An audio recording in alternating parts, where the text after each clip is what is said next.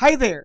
If we are going to divide f of x being x cubed minus 4x squared plus 5 by a divisor of g of x being x plus 3, we can determine whether there is a presence or an absence of a remainder using the remainder theorem. And we can determine it without even using the synthetic division or any form of division such as the long division. We can just use here the remainder theorem. The remainder theorems allows us to substitute a certain constant to our dividend. And whatever be the result of that, that's automatically the remainder. Our function here, again, as mentioned, our f of x is actually incomplete as we have here x cubed minus 4x squared. And you have here plus 5. We don't have a term for x. Remember that if we are going to use synthetic division, even the long division, we need to place a certain term there which represents x, let's say 0x, so that our process of division is correct. And it's very critical, especially in synthetic division, because you really need to use the right coefficients arranged in decreasing order of powers of x. But using the remainder theorem, and if your goal is just the remainder, you don't need to add here another term. What you need to do is, again, focus on this divisor, g of x being x plus 3, and look for a certain c.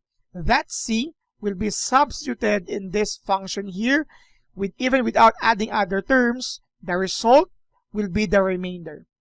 Our c constant will be, or should be, in this form, x minus c. It is not positive 3. It's something else. It's because our given divisor is x plus 3, and it should be expressed in x minus c. Notice that we can rewrite our divisor as x minus negative 3. So that returning to a double negative property, this will become x plus 3, going back to the original given. This would mean that since we already have a pattern here, our value of c is not positive 3, but rather it's negative 3, because x minus c and x minus negative 3. This is the constancy that we are going to substitute here. And by substitution, we are going to change the variable x to negative 3. So the x cubed becomes negative 3 cubed minus 4. You have negative 3, and you have here squared. And then plus 5. Again, no need to place 0x. And just simply need to apply the correct exponentiations. Of course, add numbers. We expect here negative. And then 3 times 3 times 3, you have negative 27. Minus 4 times negative 3 squared is 9. And then you have here plus 5, which gives us negative 27. You have minus 36. And you have here plus 5.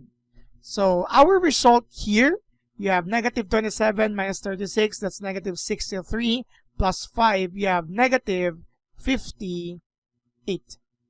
This is the remainder if you are going to divide this given function by g of x, which is x plus 3.